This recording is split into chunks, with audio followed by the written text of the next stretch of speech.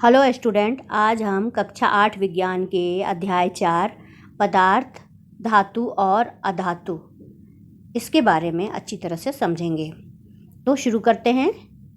आप लोहा, एल्युमिनियम, तांबा आदि जैसे कुछ पदार्थों से परिचित हैं।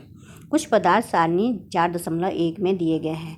तो आपने दैनिक जीवन में लोहा देखा होगा, एल्युमिनियम है ना, तांबे की बिजली के तार होते हैं, एल्युमिनियम के बर्तन इस्तेमाल किए जाते हैं, लोहा जो है लोहे की गेट होती है, ग्रिल होता है ना। तो ये सारी चीज़ें तो हम देखते रहते हैं। तो ये सारणी जो है, उस सारणी में अब इनके कुछ गुण के बारे में हम चर्चा करेंगे, जैसे कि आयरन है, कोयला है, सल्फर है, एल्युमिनियम है, कॉपर है। इनकी दिखावट कैसी, यानी ये चमकदार हैं या डल हैं, निष्प्रभ हैं। निष्प्रभ का मतलब डल, जिसमें कोई चमक ना हो। कठोरता इनकी कैसी है, बहुत कठोर हैं या बिल्कुल कठोर नहीं है, बहुत कम कठोर हैं। तो इन सारे गुणों के बारे में हम इसमें कॉलम में पढ़ेंगे। अब आयरन क्या है, लोहा क्या है, चमकदार है। कठोरता इसकी कैसी है, ये बहुत कठोर है। आयरन तो कठोर होता ही है ना। इसको आसानी से आप मोड़ तो नहीं सकते ना, तोड़ भी नहीं सकते, है ना, मेहनत लगती है। तो ये कठोर है। कोयला तो बिल्कुल भुरभुरा आता है, टूट जाता है। और चमक कैसी होती है, बिल्कुल नहीं होती चमक। तो ये कोयले वाले कॉलम में लिख देंगे निष्प्रभ, और कठोरता में लिख देंगे बहुत कठोर नहीं। सल्फर भी निष्प्रभ और बहुत कठोर नहीं। एल्युमिनियम फिर मेटल आ गया, तो ये चमकदार होगा। कॉपर भी चमकदार होगा, दोनों में चमकदार लिखेंगे। और दोनों की कठोरता कैसी है, एल्युमिनियम भी कठोर होता है और कॉपर भी कठोर होता है। अब इसके बेस पर नीचे ये दिया गया, उन पदार्थों के नाम बता सकते हैं जो धातु हैं। तो यहाँ पर आयरन, एल्युमिनियम, कॉपर ये सारे धातु हो गए, और शेष जो बचे कोयला, सल्फर, ये अधातु हो गए। तो धातु और अधातु में अंतर पता करने के लिए उनके भौतिक और रासायनिक गुणों का अध्ययन किया जाता है कि कौन कौन से उनमें गुण हैं, कौन कौन सी प्रॉपर्टीज़ हैं। और इसी के आधार पर हम कहते हैं कि ये जो है मेटल है, धातु है, और ये अधातु है। अब इसमें एक बात देखिए लिखी हुई है, स्मरण कीजिए कि चमक और कठोरता भौतिक गुण, जो गुण आपने जिन गुणों की कसौटी पे इनको कस के आपने देखा कि भाई ये क्या है, इनकी कठोरता चमक कैसी है, वो भौतिक गुण में आता है। अब है धातुओं और अधातुओं के भौतिक गुण। क्या आपने लोहे के टुकड़े अथवा लोहे से निर्मित वस्तुएं जैसे फावड़ा, बेलचा, कुल्हाड़ी आदि को पीटते हुए देखा है? जब आपके घर के आसपास मान लीजिए कोई लोहार हो जो काम कर रहा हो, तो उसको आपने देखा होगा कि किस तरह से वो फावड़ा, कुल्हाड़ी इन सब का निर्माण करता है, किस तरह से वो उन पर चोट करता है और चोट करने के बाद इनको बनाता है। इन वस्तुओं को पीटने पर आपको इनके आकार में कोई परिवर्तन पाते हैं? होता ही है, ये लोहार का काम ही है चोट करना, है ना। मेटल के ऊपर वो चोट करता जाता है हथौड़े से, और फिर वो वस्तु जो है बिल्कुल पतली शीट की तरह से बनती जाती है। क्या कोयले के टुकड़े को पीटने पर भी वैसे ही परिवर्तन की अपेक्षा करते हैं आप? क्या कोयले के टुकड़े को भी इसी तरह से, जिस तरह से लोहे को पीटा जाता है, तो क्या उसको पीटा जाएगा तो क्या वो भी चपटी होती जाएगी क्या? नहीं। कोयले के टुकड़े को जब हम जैसे ही इस पर हथौड़ा से पीटेंगे, वो टुकड़ों टुकड़ों में बदल जाएगा, टूट जाएगा और चूर्ण की तरह से हो जाएगा। अब यहाँ पर एक क्रियाकलाप है, इसको देखिए 4.1 क्रियाकलाप। एक लोहे की कील, एक कोयले का टुकड़ा, एक मोटे एल्युमिनियम तार का टुकड़ा और एक पेंसिल लीड ले लीजिए। मतलब आपको एक लोहे की कील ले लेनी है, एक एल्युमिनियम का तार, 2 मेटल की चीज़ ले ली, और एक कोयला ले लिया, और एक पेंसिल की लीड, जो पेंसिल के अंदर जो काली ग्रेफाइट की बनी हुई लीड होती है, वो ले लीजिए। अब एक एक करके क्या करना है, लोहे की कील पर हथौड़े से चोट करनी है। देखिए यहाँ चित्र में चोट कर रहे हैं लोहे की कील पर। इसी तरह से एल्युमिनियम के तार पर भी चोट करिए। अब इसी तरह से कोयले और लीड पर भी चोट करिए। और चोट करने के बाद देखिए हम क्या देखते हैं। हम कि जो लोहे की कील है या एल्युमिनियम के तार हैं, उन पर जब हथौड़े से चोट किया जाता है तो वो चपटी होने लगती हैं, फैलने लगती हैं ना। और जो कोयला होता है या फिर जो दूसरा नॉन मेटल है आपका पेंसिल की लीड, वो टूट जाती है। पेंसिल की लीड पे हथौड़े से मारेंगे तो क्या होगा, पेंसिल की लीड तो आप हमेशा पेंसिल इस्तेमाल करते हैं, आपको पता है, बिल्कुल भुरभुरी हो जाएगी, चूरन जैसी बन जाएगी, है ना। कोयला भी ऐसे टुकड़ों टुकड़ों में टूट जाएगा। तो अब इसमें हम भर लेते हैं 4.2 में पदार्थों की आघात वर्धनीयता। आघात वर्धनीयता का मतलब है आघात करने पर बढ़ना। आघात और वर्धन मतलब बढ़ना। तो आघात यानी चोट करने पर अगर बढ़ता जाता है तो वो आघात वर्धनीयता है। अब लोहे की कील है तो क्या हो गया, चपटा हो गया या टुकड़े हो गए, ये दोनों में से एक हमें लिखना है। तो लोहे की कील पर जब हथौड़े की मार पड़ेगी, चोट पड़ेगी, तो वो चपटा हो जाएगा। कोयले का टुकड़ा क्या हो जाएगा, टुकड़े टुकड़े हो जाएगा। एल्युमिनियम की तार भी चपटी हो जाएगी। पेंसिल लेड क्या हो जाएगा, टुकड़े में बदल जाएगा, चूर्ण हो जाएगा बिल्कुल। आपने देखा कि लोहे की कील और एल्युमिनियम के तार को पीटने पर उनका आकार परिवर्तित हो गया। यदि उन्हें अधिक शक्ति से पीटा जाए तो उन्हें शीट में परिवर्तित किया जा सकता है, यानी कि अगर ज़्यादा उस पर चोट की जाए तो बिल्कुल वो उसकी शीट बन जाएगी, पत्थर सी बन जाएगी, है ना। क्योंकि आपने देखा होगा कि जो मिठाइयाँ हैं उनको सजाने के लिए चांदी के वर्क, मिठाइयों के ऊपर सफ़ेद सफ़ेद वर्क लगी होती है ना चांदी की, तो चांदी भी तो मेटल है। तो आप बताइए उसकी कितनी पतली शीट बनाई गई है, जो कि जब आप चांदी की वर्क को छूते हैं तो बिल्कुल आपकी हथेली में, उंगली में चिपक जाता है। तो कितनी पतली शीट होगी, तो ये भी तो उसको पीट कर ही बनाया गया होगा। इसी तरह से आप एल्युमिनियम की जो पिन्नी है, एल्युमिनियम फॉइल जिसमें आप पराठे को लपेट कर लंच में ले जाते हैं, तो वो भी एल्युमिनियम जो है वो क्या है, धातु है। और उसको भी बिल्कुल पीट कर एकदम बिल्कुल पतला बना दिया गया है, बिल्कुल कागज़ की तरह हो गया। तभी तो उसमें आप पराठा रख लेते हैं, उसको लपेट लेते हैं, बिल्कुल वो मुड़ जाती है। तो इस तरह से धातुओं का एक गुण है जिसके कारण उन्हें, यहाँ पर देखिए, धातुओं का गुण जिनके कारण उन्हें पीट कर शीट में परिवर्तित किया जा सकता है, आघात वर्धनीयता कहलाती है। ये पहला आपका गुण दिया हुआ है धातु का, यानी उस पर हथौड़ी से चोट करने पर पहले तो चपटी होगी, फिर और ज़्यादा चोट किए तो धीरे धीरे धीरे धीरे वो शीट के आकार में बदल जाएगा, पत्थर बन जाएगा बिल्कुल। तो इस गुण को कहते हैं आघात वर्धनीयता। जैसे कि पहले बता, आघात यानी चोट, वर्धन यानी बढ़ना, यानी चोट से बढ़ते जाते हैं, चोट उन पर की जाती है तो वो बढ़ते जाते हैं। यह धातुओं का अभिलाक्षणिक गुण है, जैसा कि आपने देखा होगा। तो ये मेन इसका धातु का गुण है, आघात वर्धनीयता। अब है कि कोयले और पेंसिल लेड जैसे पदार्थ यह गुण प्रदर्शित करते हैं, क्या हम इन्हें धातु कह सकते हैं? इससे पहले प्रयोग में आपने देखा कि कोयले को और पेंसिल लेड पर जब चोट की गई तो वो टूट गए, तो वो इस गुण को प्रदर्शित नहीं करते, इसलिए उनको हम धातु नहीं कह सकते हैं। अब आगे है, क्या आप बिना प्लास्टिक या लकड़ी के हत्थे वाले गर्म धातु के पात्र को स्वयं को बिना आघात पहुँचाए पकड़ सकते हैं? जैसे कि कोई गरम कढ़ाई है या कोई भी वस्तु है जिसका जो हैंडल है वो प्लास्टिक या लकड़ी का नहीं बना है, तो उसको हम कैसे पकड़ेंगे? क्या हमें गर्मी नहीं लगेगी, हाथ नहीं जलेगा हमारा? तो नहीं पकड़ सकते। क्योंकि कुछ अन्य अनुभवों की सूची बनाने का प्रयास करिए जिसमें एक लकड़ी या प्लास्टिक का हत्था आपको घायल होने से बचाता है जब आप गर्म वस्तु को पकड़ते हैं। ये तो डे टू डे लाइफ में देखते ही हम कि कोई तवा है तो तवे का हैंडल क्या होता है, या तो लकड़ी का बना होता है, या कढ़ाई है तो कढ़ाई या पैन है, कुछ भी है जो खाना बनाते हैं, उन सब के हैंडल जो हैं वो लकड़ी या प्लास्टिक के बने होते हैं। क्योंकि आपके हाथ को गर्मी ना लगे। तो भाई लकड़ी और प्लास्टिक में ऐसी क्या बात है जिससे हमें गर्मी ना लगेगी?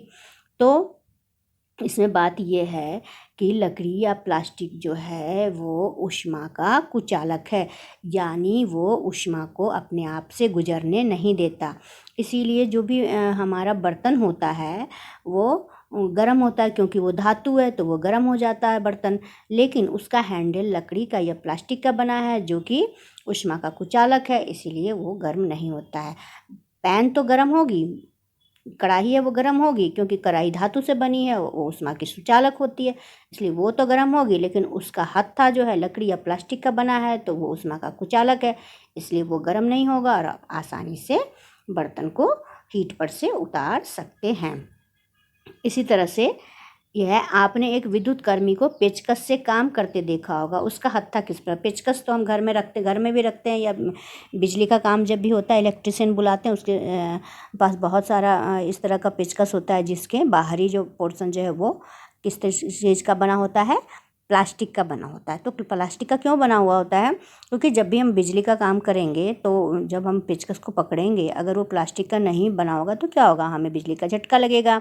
क्योंकि जो मेटल की का जो उसका आगे का हिस्सा है वो मेटल का धातु का है, और धातु जो है वो बिजली की सुचालक होती है, यानी धातु अपने अंदर से बिजली को प्रवाहित होने देती है। तो वो तो फिर हमारे हाथ तक आ जाएगा और हमें बिजली का झटका लगेगा।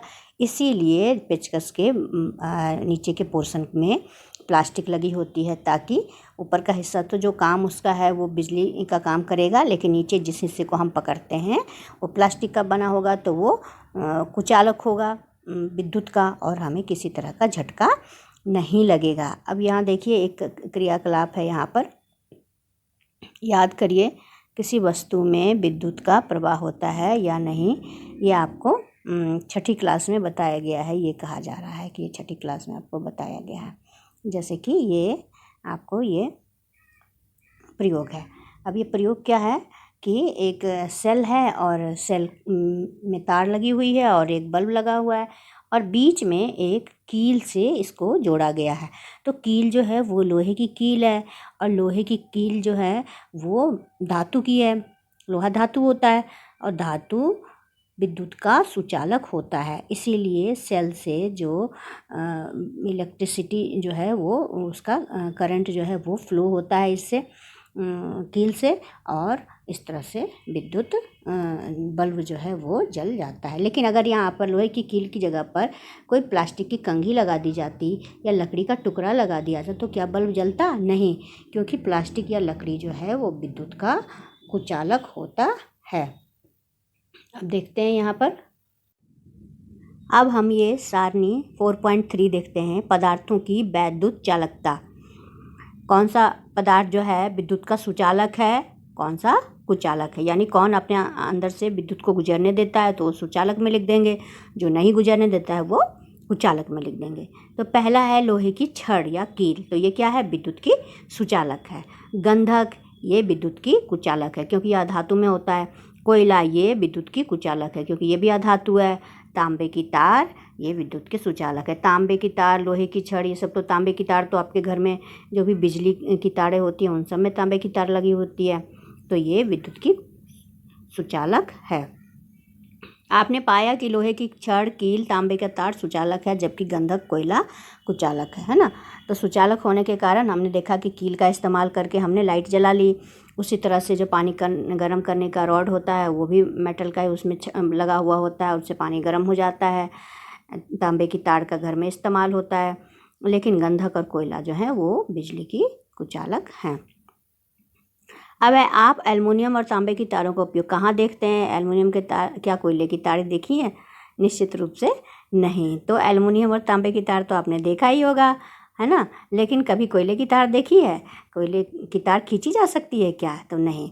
जितने भी धातु हैं उनसे तार खींची जा सकती है। देखिए यहाँ पर यही लिखा हुआ है कि धातुओं का वह गुण जिससे उन्हें खींचकर तारों में परिवर्तित किया जा सकता है तन्यता कहलाती है। तन्यता मतलब तानना, कहते हैं ना, तानो, जरा रस्सी को तानो, तो तानने का मतलब है बिल्कुल खींचना। तो जितने भी धातु हैं उनको क्या करते हैं, धातुओं को पहले पीट पीट कर पत्थर बनाया, है ना, जैसे पत्थर बनाया, पत्थर, और फिर इन पत्थर से धातुओं के पतले पतले तार बना लिए। लेकिन यही काम कोयला जो है, कोयले से क्या कर सकते हैं? क्या उससे तार बन सकती है? नहीं, नहीं बन सकती। तो जितने अधातु हैं उनमें तन्यता नहीं होगी, लेकिन जितने भी धातु हैं उनको हम खींचकर तार बना सकते हैं।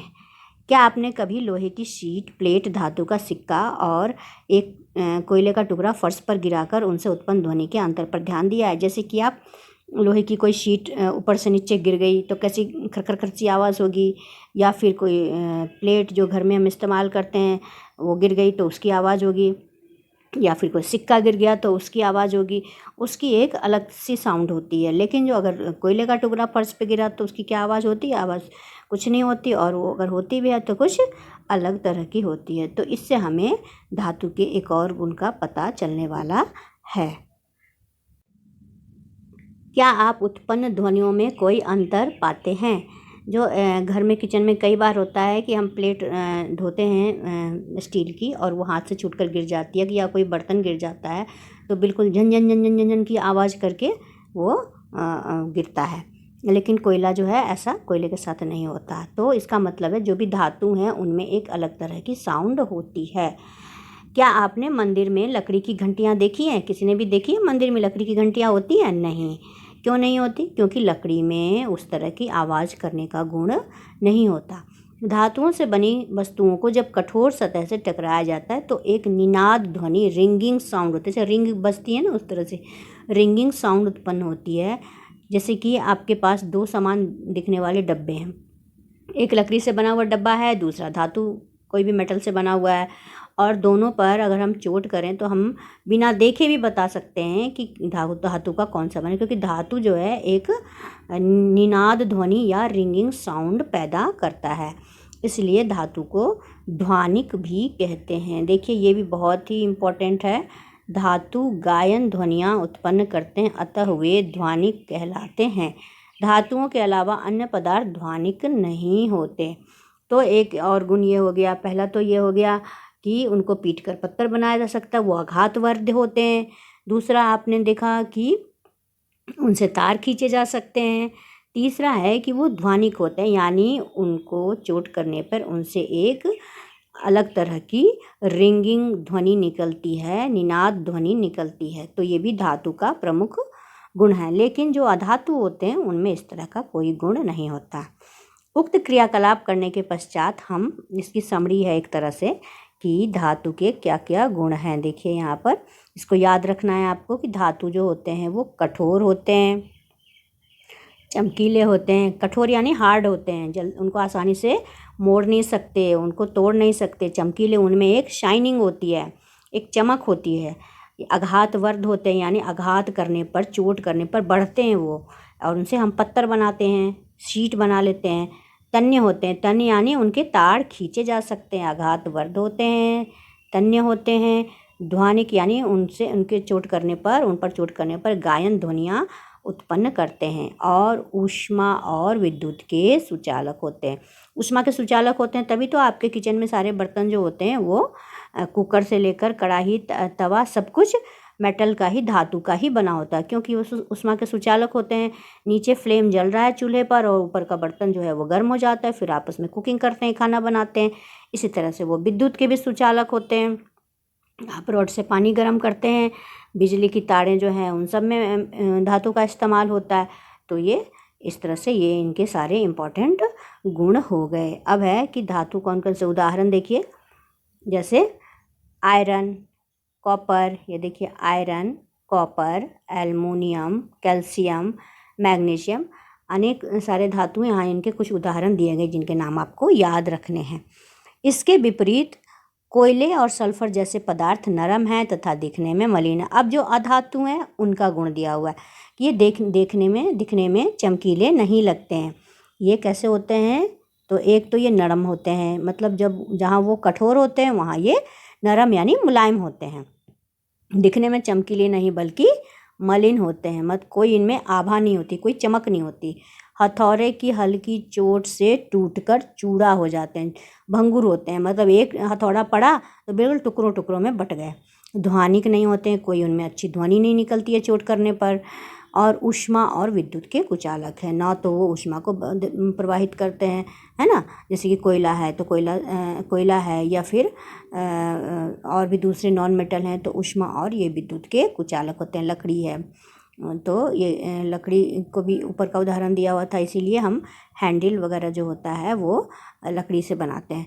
तो ये गुण जो हैं ये अधातु के गुण हैं। आपको अधातु के गुण याद रखने हैं कि ये मुलायम होते हैं, देखने में मलिन होते हैं, हल्की चोट से टूट जाते हैं और कोई ध्वनिक नहीं होते। ध्वनि इनके पीटने पर कोई अच्छी ध्वनि नहीं निकलती है या निकलती नहीं है। और ऊष्मा और विद्युत के ये कुचालक होते हैं, अपने अंदर से ऊष्मा को और विद्युत को प्रवाहित होने नहीं देते। जैसे कि सल्फर है, कार्बन है, ऑक्सीजन है, फास्फोरस है, ये सारे अधातु हैं।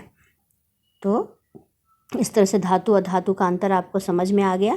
अब इसमें लास्ट में थोड़ा सा देखिए, सोडियम और पोटेशियम धातु नरम होते हैं, ये सारे अपवाद हैं। अब इनको याद रखिए, ये कुछ इनमें अलग ही होता है, इसीलिए इनको अपवाद कहा गया है। सारे धातु जो होते हैं वो कठोर होते हैं, लेकिन सोडियम और पोटेशियम जो कि एक धातु है, धातु होते हुए भी ये नरम होते हैं और उन्हें चाकू से काटा जा सकता है। इतने नरम होते हैं कि उनको चाकू से भी हम टुकड़े कर सकते हैं। इसके अलावा एक उदाहरण और है मरकरी यानी पारा का है, जो कि कमरे के तापमान पर लिक्विड फॉर्म में रहता है। सारे धातु जो होते हैं मोस्टली धातु सॉलिड होते हैं, लेकिन मरकरी यानी पारा जो है वो लिक्विड होता है, जिसको हम थर्मामीटर में यूज़ करते हैं। थर्मामीटर जब आपने पढ़ा तो उसमें देखा होगा कि उसके अंदर में मरकरी जो काफ़ी शाइनिंग वाला होता है वो भरा होता है। तो मरकरी ऐसा धातु है जो धातु होते हुए भी कमरे के तापमान पर द्रव अवस्था में पाया जाता है। तो इनको अपवादों को बिल्कुल आपको अच्छी तरह से याद करके रखना है, क्योंकि इनके कुछ कैरेक्टरिस्टिक जो हैं बाकी धातुओं के कैरेक्टरिस्टिक से अलग हैं। अब है धातुओं और धातुओं के रासायनिक गुण, तो इसके बारे में हम अगले वीडियो में पढ़ेंगे। Thank you.